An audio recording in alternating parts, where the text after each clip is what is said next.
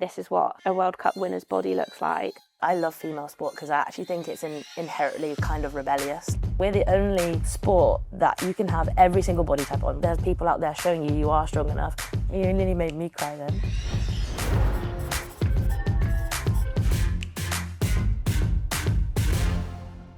Welcome to the Plait Room, hyped by Virgin, braiding our way through women's rugby one conversation at a time. Welcome to Ashton Gate, home of the Bristol Bears. I'm Lark Atkin-Davies and this is Sarah Bern. Berna, what do you want plaited? Today I'd just like to kind of straight back, please, if that's all right, Lark. Of course. It's nicely parted anyway. Yeah, I left it nice and greasy for you. Perfect. It's just what we want. Much easier. I feel like braiding is a massive part of our pre-match routine, but we're quite lucky at Bears in that we've got lots of people that can do it. Look, do you ever find it stressful doing the plaiting schedule for the roses? Some of our coaches have come into like the women's game. They've been shocked at like the amount of time that is spent in the morning, like prepping, of people having their hair plaited. If it makes you feel good, makes you feel confident, and also from like a practical point of view, like especially the forwards, like if your hair's not plaited, I give it like 2 minutes before your hair is out. There's a photo of me actually from a game. Have it saved. Yeah. The Bears one.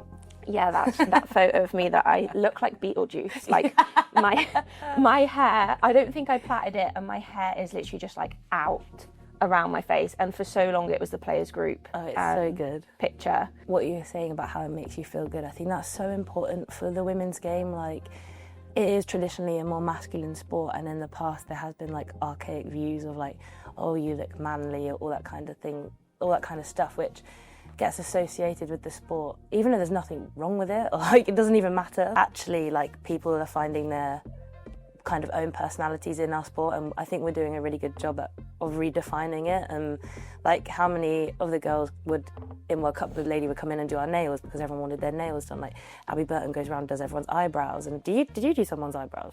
Yeah, I quite often get roped into doing. I say roped in, I actually really like it, like doing people's eyebrows. We'll have like a beauty salon night where people will get their eyebrows done, their eyelashes, like we'll all be there like eyebrow dye on. Yeah.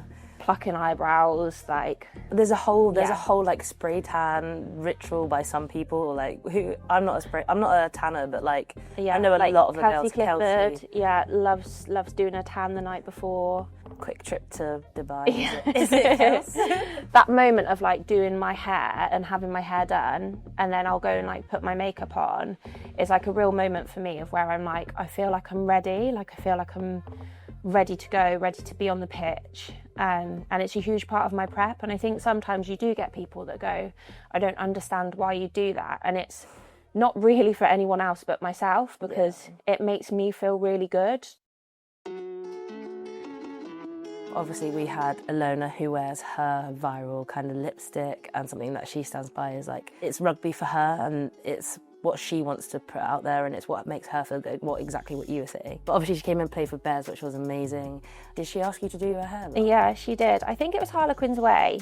I definitely did her hair at one point, and I just remember thinking, I really want to make sure it's nice and neat and I get this right. And I think we were on the bus at the time, so like you're like wobbling around, like going around corners and stuff, while also like trying not to pull her hair too much. But yeah, I did do it for her. Hopefully it was okay. I think she looked good. Abidal has recently announced that she's retiring from the professional game. What do you think about it? I think it's such a shame for us as the Red Roses. Like, she's an amazing rugby player. The tries that she's scored are just phenomenal, and she's such a strong ball carrier and just a great kind of athlete to have around. So yeah, it's definitely a shame for us as well, the rugby community, but actually for her to have something that she's so passionate about, that she can know she has the confidence she's going to go and pursue it, and that's going to be her career. Like, I think that's amazing, and I think is probably why that she's such an amazing performer on the pitch, because she had something else, and rugby wasn't the be-all and end-all for her, and she had something that she could, I'm going to enjoy rugby for a while, do what I want to do, put my heart and soul into it, and then actually I've got something else I'm really passionate about that I want to go and execute and, again, be successful in. So hats off to her, because I think that's amazing, and I think it's so crucially important that other people either have that, or if they don't have that while they're playing, try and find something that excites them, because rugby is a short career as much as we all want it to be forever. I don't think our bodies will let us do it. So yeah, really fair play to her, and I hope she has the best time pursuing something that she's been passionate about for so many years. I feel like she's always very good at like switching off from the pressures of rugby. Like she's got so many different like passions and interests, whether that's her like crochet or like now engineering, which has always been a massive passion of hers. I think it's so important to have those things. I'm going to miss her a lot. Like, I think she's a great character to have around. Like, all her puns, which quite often get laughs, quite often don't. I always laugh. I always laugh at them. And Tat does as well. Yeah, me and Tat quite often laugh at them, but some people don't appreciate them as much. Bristol did our Bristol Bears kit shoot, which was very different, and I loved that.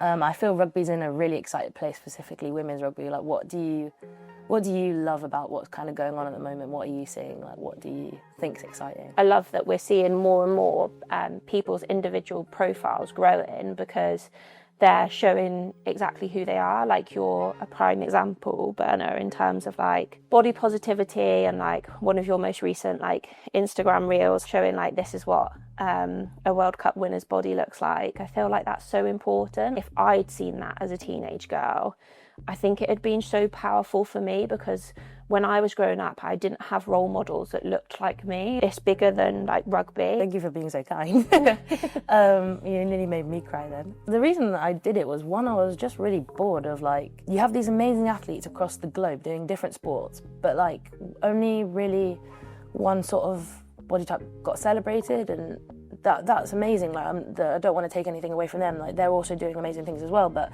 I just felt like there was this real kind of, I don't want to use the word neglect, but like there was this really kind of like, we're not really interested in anything else that's different. And I just thought, well, why not? There's people who I'm very close to who do struggle with eating disorders, and there was a time period where I did, because I wanted to fit in, and I just got to a point where I was like, there's so many cool things that so many other people are doing on the rugby field, and we're the only sport that you can have every single body type on, whether you're little and small. There's people out there showing you are strong enough, whether you're bigger and you feel like you're not fit enough, or like there's literally people in there who are showing you can be incredibly fit and broad and strong and muscular. And we're the only sport in the world that really kind of celebrates all of that. And I don't want a young girl to go through the same thing where I did, where you kind of get brought up that food is bad.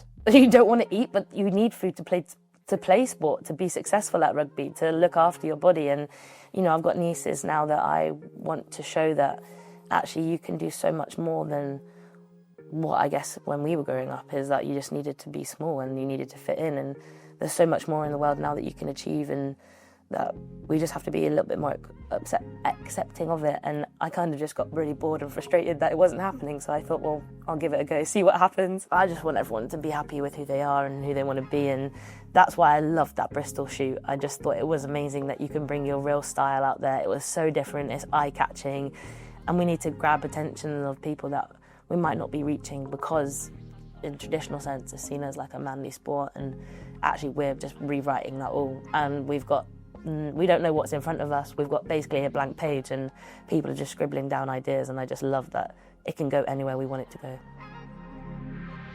I love female sport because I actually think it's inherently kind of rebellious. Like, you've got all these athletes doing these things that a lot of the comments would be, get back in the kitchen or things like that. It's like the same thing with TikToks. I did the TikTok over Six Nations, and the comments were, you wouldn't see the men doing this, you wouldn't see the men doing this, you need to focus on the rugby. They're doing it now. I know, and then the guys did it, and it's got like 12 million views, and I really wanted to comment. Nothing against the guys, I think what the guys are doing is amazing, and I think it's great that they can show their personalities. But I just wanted to comment to kind of all those fans and be like, sorry, and be like, oh, this is so cool, did you take it from the girls' game? I just thought, what a funny comment that would be. Yeah. All done. Do you want to have a look in the mirror? Mm-hmm. Gorgeous. Gotta have a giant head, eh? No, you don't. No, love it, Lark.